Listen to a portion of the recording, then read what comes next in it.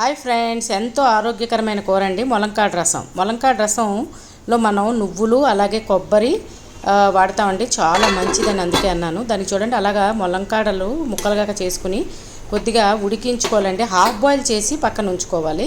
పక్కన ఉంచుకున్న ములంకాడలు అయిన తర్వాత చెప్పాను కదండి, గ్రావీ కోసం అని చెప్పి నువ్వులు కొబ్బరి అయితే నానబెట్టిన బియ్యం ఆడుకోవచ్చండి. లేదు అంటే కనుక బియ్యం పిండి వేసైనా ఆడుకోవచ్చు.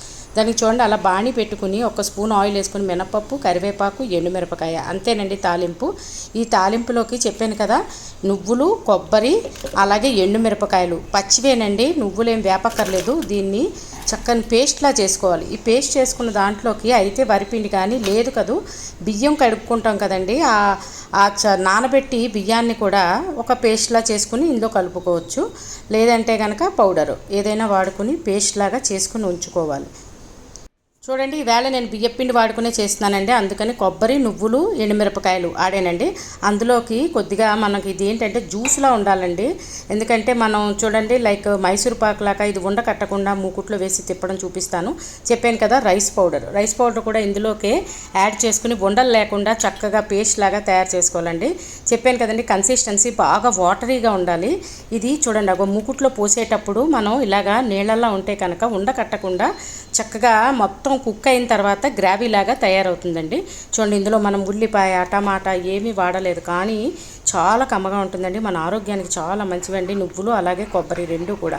అందుకని ఈ కూర మీరు కూడా ఇలాగే ట్రై చేయండి, చాలా బాగుంటుంది.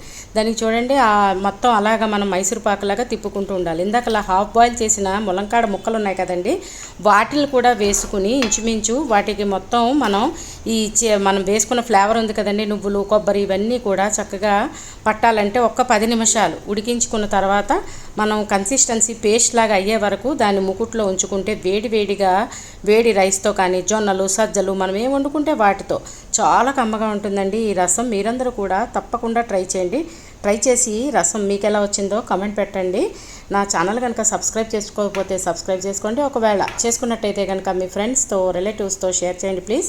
కొత్తగా చూస్తున్న వాళ్ళు తప్పకుండా సబ్స్క్రైబ్ చేసుకోండి. మరిన్ని ఆరోగ్యకరమైన వంటలు నేను చేసినవి మీకు చేరాలంటే తప్పకుండా నా ఛానల్ సబ్స్క్రైబ్ చేసుకోవాలి కదండి. So friends, please subscribe to my channel. Thanks for watching. కమ్మని ములంకాడ రసం మీరందరూ కూడా ట్రై చేస్తారని ఒక కామెంట్ పెడతారని చూస్తున్నానండి. So please try and comment friends. అలాగే ఇందులో ఈ కూరలో వాడుకున్న నువ్వులండి, నువ్వులు మన ఆరోగ్యానికి చాలా మంచివి, రిచ్ ఇన్ కాల్షియము. అలాగే కొబ్బరి థైరాయిడ్ వాళ్ళకి చాలా మంచిదండి. అందుకని తప్పకుండా ట్రై చేయండి, మంచి కూర.